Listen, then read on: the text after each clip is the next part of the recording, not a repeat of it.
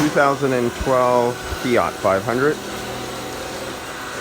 At first I thought this was a customer trying to do their own AC because there's a lot of splash of trace dye everywhere, all over the place.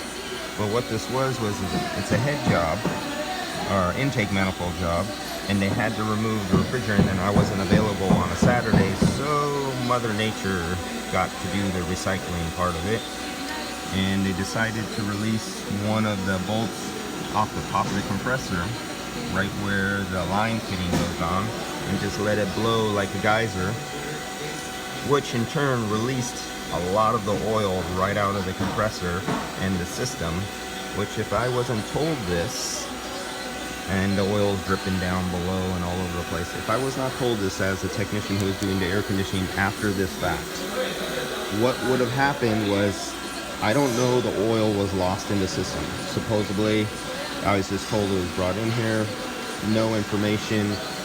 So if there's no oil loss, there's no reason to add oil. And if I didn't have a UV light to see this, I would not have known that.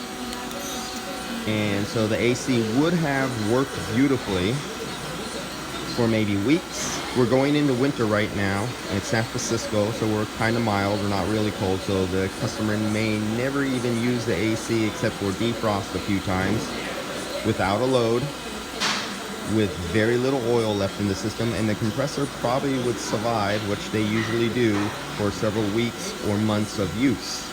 But it all depends on how much the customer uses. So then when next summer rolls around and the compressor's put under severe use, it's 80, 90, they go somewhere 100 degrees, and you only have half the amount of oil left in your system, it will cool beautifully for a while until the compressor burns up. And then nobody knows why the compressor burned up, they just know it was burnt up. And either they point the finger at the last guy who touched it, or the average person goes, oh, compressors only last so many years, and they just burn up. No, compressors do not burn up. Compressors are a symptom of a problem, and you have to find the problem. In this case, it was the technician releasing all the refrigerant oil as he was releasing the refrigerant into the atmosphere. And now that I know that, I'll add some oil back into the system, and he'll be off and running. But I've come across this many times, because there are still a lot of shops who just vent to the air because they're not AC shops, they're mechanical shops, and they need to remove the AC, so they just pop a line out somewhere and just let it blow. And often they drive it over to another shop, don't tell them everything because there's too many middlemen and the story doesn't get through, and it goes to an air conditioning shop, gets recharged, and next summer it comes back with a burnt up compressor, and the customer's out of pocket $1,500, $2,500, $3,500 because of what somebody did the winter before or the summer before.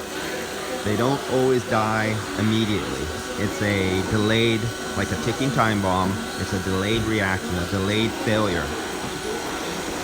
So the moral of the story is, this is why you need recovery equipment required in every shop, every mechanical shop. Even if they don't do air conditioning, they should at least have a recovery machine, and then set up an arrangement with one of the local AC shops. Hey, can we swap you out cylinders when we're full?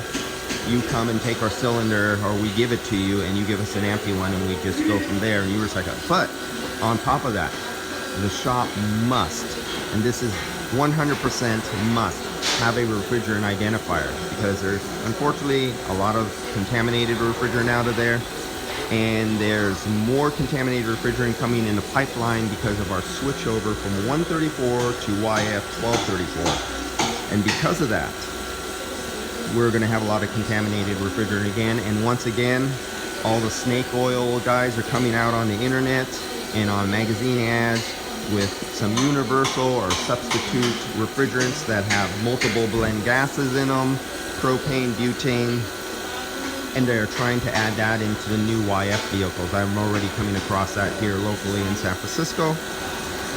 So here we go again. So even if you're shopping, you have a recovery running machine, you have to have a refrigerant identifier and use it on every vehicle, because you will contaminate all the refrigerant in that jug and it all becomes no good just because of one car. That's it for this short episode that went on longer than I wanted it to. Pardon all the background noise. There's guys with drills across the street rebuilding that place, guys with air wrenches behind me, and their shop radio. See you on the next video.